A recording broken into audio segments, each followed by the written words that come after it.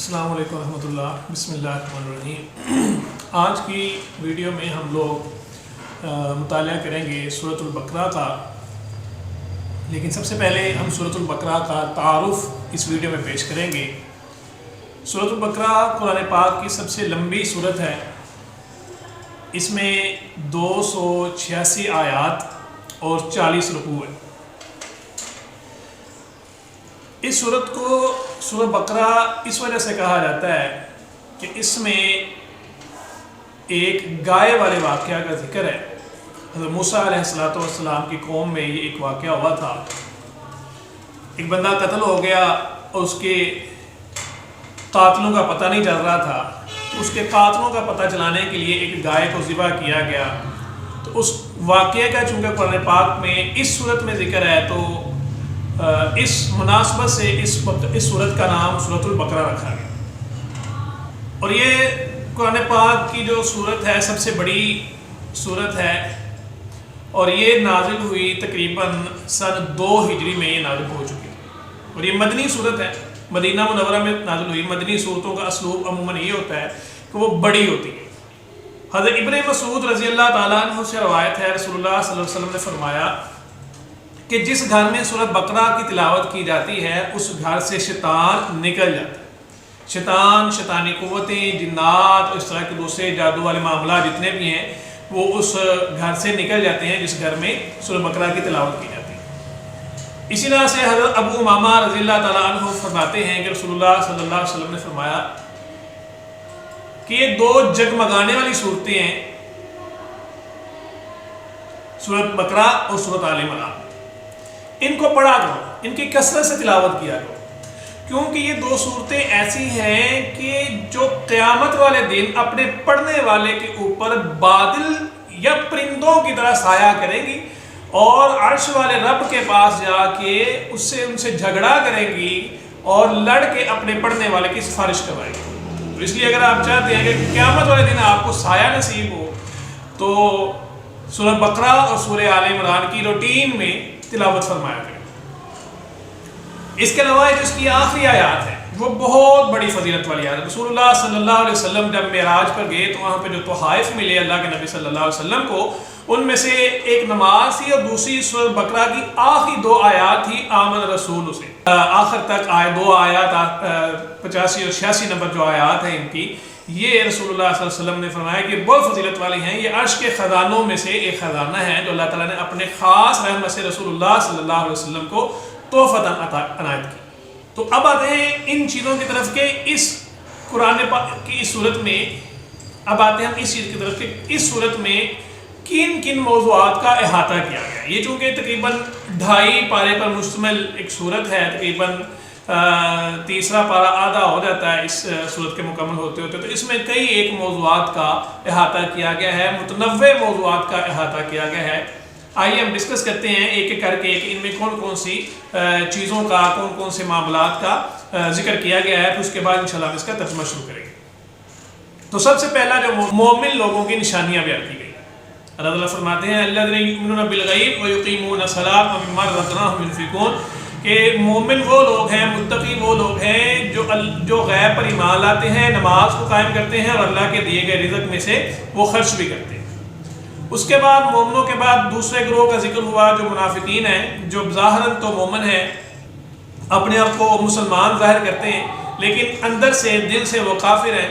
تو ان منافقین کی کیا خصوصیات ہیں، ان کی کیا عادات ہیں، ان کے کیا معاملات ہیں، کس طریقے سے وہ پہچانے گئے ہیں اور ان کو کیسے آئیڈینٹیفائی کیا گیا ہے، یہ پہلے دوسرے رکوع میں اس کو ذکر کیا گیا اور اس کا بتایا گیا۔ اس کے بعد حضرت آدم علیہ السلام کی تخلیق کا قصہ ہے، ان کو کیسے بنایا گیا۔ فرشتوں نے جب اللہ تعالیٰ نے بنانے کا ارادہ کیا تو فرشتوں سے جب اس چیز کو ڈسکس کیا گیا، اس کو بتایا گیا، بلکہ ان کو بتایا گیا کہ میں ایک انسان کو بنانے کا ارادہ کرتا ہوں، تو انہوں نے آگے سے کیا جواب دیا۔ پھر آدم علیہ السلام کو جنت میں رہنے کا حکم، پھر ابلیس کے ساتھ معاملات، قصہ آدم و ابلیس، یہ سارا تفصیل کے ساتھ قرآن پاک کی اس صورت میں مذکور ہے۔ اس کے بعد ذکر آ جاتا ہے جناب علی بنی اسرائیل کا۔ بنی اسرائیل موسیٰ علیہ السلام کی قوم تھی، یہ بنیادی طور پہ حضرت یعقوب علیہ السلام کی قوم تھی، چلتی چلتی ان کے بیٹے، ان کا لقب تھا اسرائیل، اور ان کے بیٹے یہودا کی یہ نسل سے تھے، اور یہ غلام تھے مصر میں اس وقت کے فرعونوں کے۔ تو ان میں حضرت موسیٰ علیہ السلام کو مبعوث کیا گیا، تو اللہ تعالیٰ نے اس صورت میں اور پہلے پارے میں تفصیل سے بنی اسرائیل کے واقعات کا ذکر کیا ہے۔ اس میں اللہ تعالیٰ نے جو انعامات بنی اسرائیل کو دیے، جو فضیلتیں بنی اسرائیل پر نازل کیں، جو معاملات، جو آسانیاں، جو رحمتیں، جو عنایتیں اللہ رب العزت نے بنی اسرائیل کو دیے، ان کا تفصیل سے ذکر ہے۔ اس کے بعد ان کے جرائم کا، ان کی چارج شیٹ کا ذکر ہے کہ انہوں نے کیسے ان انعامات کو درخور اعتنا نہ سمجھا اور اس کو پس پش ڈالا، ان کی کفران نعمت کیا، اس چیز کا ذکر ہے۔ تو انعامات میں دیکھ لیں تو سب سے پہلے اللہ تعالیٰ نے فضیلت بتائی ان کی، کہ بنی اسرائیل کو کہا کہ ہم نے تمہیں تمام جہان والوں کو فضیلت عطا کی تھی، تمام جہان والوں سے افضل بنایا، ان کا امام بنایا، اچھی امت بنایا۔ اس کے بعد تم فرعون کے ہاتھوں مشکلات میں کا شکار تھے، عذاب کا شکار تھے، ایسا عذاب تھا کہ وہ تمہارے بیٹوں کو ذبح کرتا تھا اور بیٹیوں کو زندہ چھوڑ دیتا تھا۔ اللہ تعالیٰ نے اس فرعون سے، اس ظالم سے تمہیں نجات دی، پھر تمہیں کوہ طور پہ جا کے پناہ دی، نیل کا دریا جو ہے وہ پار کروایا تمہیں، کوہ طور پہ تمہیں پناہ دی، تمہیں ہدایت دی، تورات دی، شریعت دی، بادلوں کا سایہ تم پہ کیا، تم لوگوں پہ من اور سلوہ اتارا۔ لیکن اس کے مقابلے میں تم لوگوں نے، یعنی بنی اسرائیل، تم لوگوں نے اللہ تعالیٰ کے ساتھ اور اللہ کے نبی کے ساتھ کیا کیا؟ اللہ تعالیٰ نے پھر ان جرائم کا بھی ذکر کیا۔ سب سے پہلے بغاوت کی، موسیٰ علیہ السلام کی بات کو ماننے سے انکار کیا۔ موسیٰ علیہ السلام جب تورات لینے کے لیے اللہ تعالیٰ کے سے ملاقات کے لیے کوہ طور پر گئے تو انہوں نے بچڑے کو معبود بنا لیا، اس کی پوجا کرنی شروع کر دی، اور اللہ کو دیکھنے کی خواہش کا اظہار کیا کہ ہم اس وقت تک تو نہیں مانیں گے خدا کو جب تک ہم اپنی آنکھوں سے نہ دیکھ لیں۔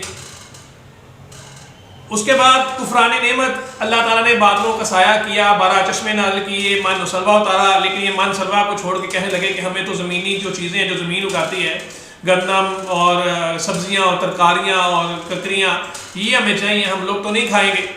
تو یہ ان کا کفران نعمت تھا۔ شریعت کو چھوڑا، جہاد سے انکار کیا، اللہ کے راستے میں لڑائی کرنے سے انکار کیا، اور یہ کہا کہ موسیٰ اگر آپ لڑنا چاہتے تو آپ اور آپ کا رب جائے اور ہم لڑیں، ہم تو یہاں بیٹھے، ہم تو اس بستی میں داخل نہیں ہوں گے۔ یعنی صریحاً کھلی بغاوت اور کھلی نافرمانی اللہ کی، اللہ کے رسول حضرت موسیٰ علیہ السلام کی۔ اس کے بعد اسی میں بابل شہر کا واقعہ، ہاروت اور ماروت کا جو لوگوں کو جادو سکھاتے تھے، وہ بھی اللہ تعالیٰ نے ذکر کیا ہے۔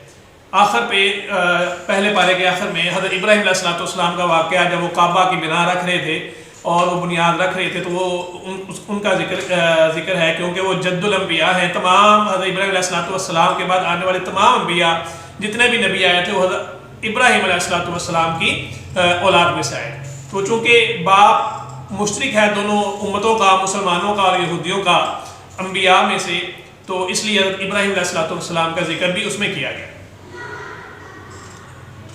اس کے بعد دوسرا پارہ شروع ہوا تو ایک بہت بڑے واقعے کی طرف اللہ رب العزت نے اشارہ کیا، بلکہ بتایا، وہ ہے تحویل کعبہ۔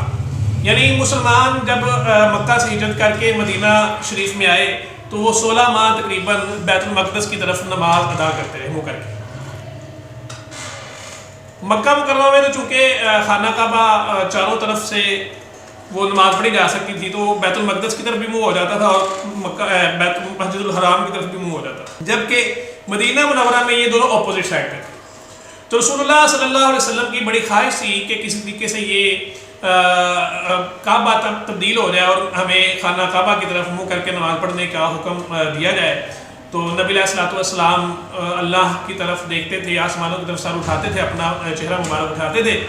تو اللہ تعالیٰ نے پھر آخر کار 16 ماہ بعد یہ تحویل کعبہ کا ایک حکم نازل کیا۔ تو تحویل کعبہ بنیادی طور پہ بہت بڑا واقعہ تھا۔ یہ ایک طرح سے اعلان تھا کہ ایک جو پرانی امت تھی جس کو اللہ تعالیٰ نے فضیلت دی، انعامات کیے، اللہ تعالیٰ نے فضائل دیے، رحمتیں کی، ان کو اب اس قصہ امامت سے ان کو ان کے جو عہدہ امامت تھا اس سے معزول کیا جا رہا ہے، اور ایک نئی امت محمدیہ صلی اللہ علیہ وسلم کو ان کا وہ ایک نئی امت محمدیہ صلی اللہ علیہ وسلم کو نیا عہدہ دیا جا رہا ہے۔ تو یہ ایک واقعہ تھا بڑا تحویل کا، باقاعدہ اس کا تفصیل سے ذکر ہے، اور چونکہ ایک نئی امت آ گئی، اب اس نئی امت کے لیے نئے احکامات تھے، تو اس کے بعد پھر آگے معاملہ شروع ہو رہا تھا احکامات کا۔